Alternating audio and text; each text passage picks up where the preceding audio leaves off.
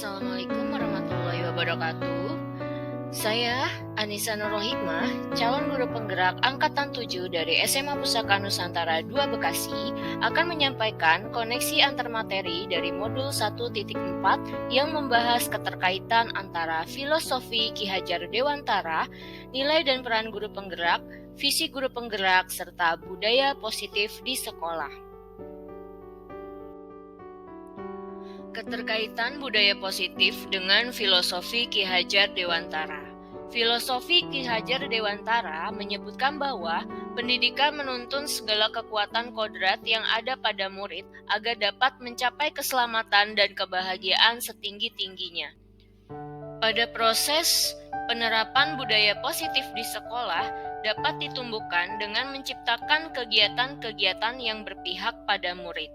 Motivasi intrinsik yang dibangun melalui pemecahan masalah secara mandiri melalui segitiga restitusi dapat menebalkan kodrat baik pada murid yang akan menuntunnya mencapai keselamatan dan kebahagiaan setinggi-tingginya sesuai dengan filosofi Ki Hajar Dewantara. Keterkaitan nilai dan peran guru penggerak dengan penerapan budaya positif. Terdapat 5 nilai guru penggerak yang kita ketahui. Pertama, berpihak pada murid, mandiri, reflektif, inovatif, dan kolaboratif.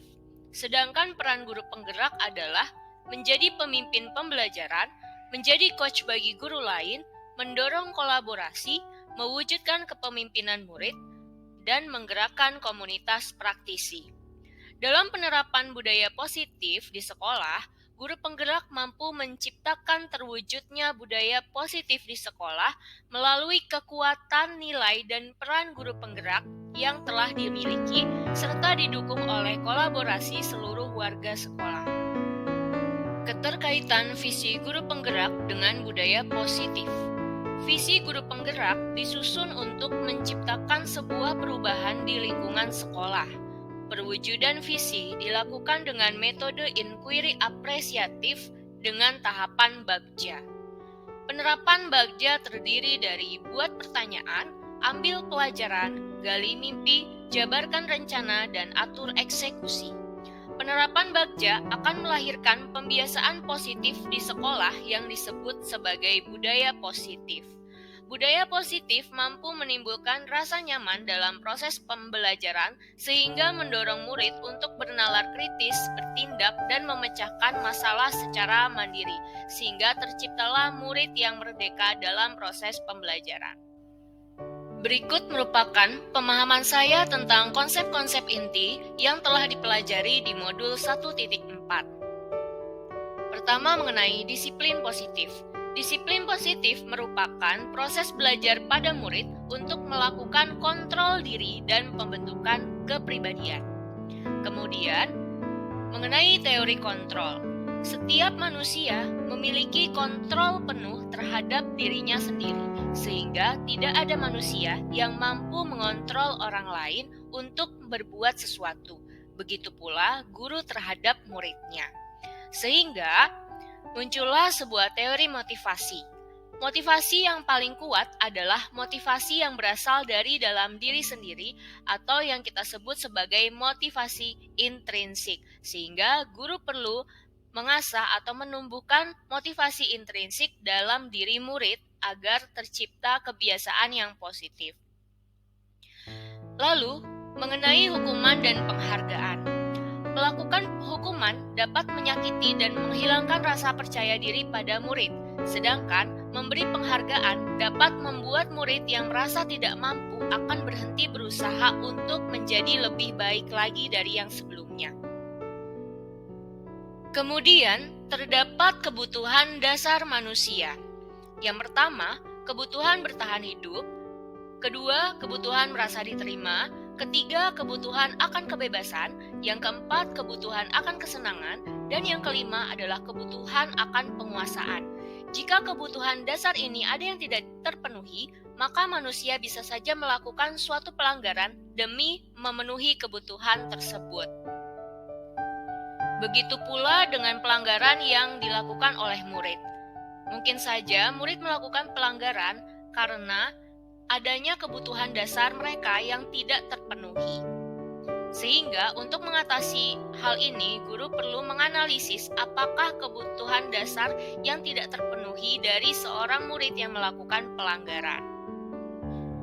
Langkah yang dapat dilakukan untuk menumbuhkan budaya positif yaitu dengan membuat keyakinan kelas. Keyakinan kelas merupakan kesepakatan kelas yang disepakati bersama dan berpihak pada kebutuhan murid yang menuntun murid melakukan disiplin positif di kelas. Selanjutnya mengenai posisi kontrol guru. Terdapat 5 posisi kontrol yang bisa diambil guru ketika murid melakukan kesalahan. Yang pertama sebagai penghukum, yang kedua sebagai pembuat rasa bersalah, yang ketiga sebagai teman, yang keempat sebagai pemantau, dan yang kelima sebagai manajer. Posisi kontrol sebagai manajer adalah yang paling ideal karena akan membantu murid menyelesaikan masalahnya secara mandiri. Posisi kontrol guru sebagai manajer dilakukan pada penerapan segitiga restitusi. Restitusi adalah menciptakan kondisi bagi murid untuk memperbaiki kesalahan mereka. Terdapat 3 tahapan segitiga restitusi. Yang pertama mengembalikan identitas, yang kedua validasi tindakan yang salah, dan yang ketiga menanyakan keyakinan. Terdapat beberapa perubahan yang terjadi pada cara berpikir saya setelah saya mempelajari modul 1.4. Pola pikir saya sebelum mempelajari modul ini yang pertama, memiliki persepsi bahwa disiplin adalah kepatuhan. Yang kedua, hukuman dengan melakukan tugas yang positif akan menciptakan kebiasaan positif. Yang ketiga, penghargaan mampu membangun motivasi intrinsik pada murid. Dan yang keempat, guru mampu mengontrol murid dengan peraturan yang ada. Padahal, pola pikir setelah saya mempelajarinya sangat bertentangan. Yang pertama, disiplin adalah proses belajar untuk menumbuhkan karakter baik di dalam diri murid. Yang kedua, hukuman dengan melakukan tugas positif justru akan menjadikan kebiasaan positif tersebut dianggap sebagai hukuman. Yang ketiga, penghargaan membuat kesenjangan di dalam kelas. Murid yang merasa tidak mampu akan berhenti mencoba. Sedangkan yang sudah mampu akan terus-menerus mendapatkan penghargaan. Dan yang terakhir, kemampuan kontrol ada di dalam diri murid, sehingga guru perlu membangun motivasi intrinsik dalam diri murid untuk melakukan hal yang positif. Perasaan saya setelah mempelajari modul 1.4 ini, saya merasa terkejut sekaligus tertantang untuk melaksanakan konsep inti pada modul 1.4. Ternyata banyak hal di luar dugaan selama ini mengenai penerapan budaya positif. Saya akan berusaha memperbaiki dan mengimplementasikan secara langsung praktik baik yang saya pelajari di modul 1.4 mengenai budaya positif ini. Pengalaman yang saya alami terkait dengan penerapan konsep-konsep inti modul budaya positif, ada 2 pengalaman.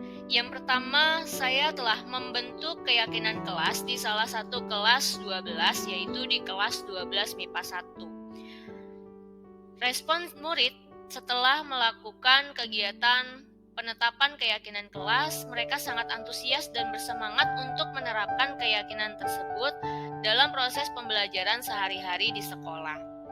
Lalu yang kedua, dalam praktik penerapan segitiga restitusi. Saya telah melaksanakan penerapan segitiga restitusi dengan mengambil posisi kontrol sebagai manajer.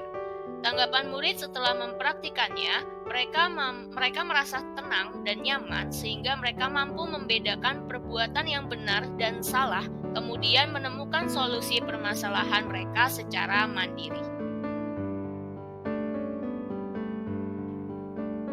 Berikut adalah hal-hal yang sudah baik dan yang harus saya perbaiki dalam penerapan budaya positif di sekolah tempat saya mengajar. Hal-hal yang sudah baik diantaranya, murid yang memberikan respon positif saat pembentukan keyakinan kelas dan penerapan segitiga restitusi. Lalu, adanya peraturan sekolah dan keyakinan kelas yang berpihak pada murid, serta adanya rekan guru dan warga sekolah yang berkomitmen untuk berkolaborasi mewujudkan budaya positif di sekolah. Sedangkan hal-hal yang masih perlu diperbaiki antara lain adalah komitmen murid dan warga sekolah yang perlu selalu dipantau dan dievaluasi. Kemudian masih adanya hukuman yang diberlakukan di sekolah terkait dengan pelanggaran sekolah, dan perlu adanya sosialisasi lanjutan terkait dengan penerapan budaya positif di sekolah kepada seluruh warga sekolah. Posisi kontrol yang biasa saya pakai sebelum mempelajari modul 1.4 adalah sebagai penghukum atau pembuat rasa bersalah. Setelah saya mempelajari modul 1.4, saya berusaha memakai posisi kontrol sebagai manajer atau seminimal mungkin sebagai pemantau dalam menyelesaikan masalah-masalah murid. Perasaan saya setelah memposisikan diri sebagai manajer adalah merasa senang dan nyaman. Saya merasa lebih terkoneksi dengan baik oleh murid saya. Saya pun bangga dengan murid saya yang berhasil memecahkan masalahnya secara mandiri. Pernahkah saya menerapkan segitiga restitusi sebelum saya mempelajari modul 1.4? Tentu saja pernah, namun hanya dalam 2 tahap saja, yaitu menstabilkan identitas dan memvalidasi kesalahan, tidak sampai pada tahap menanyakan keyakinan.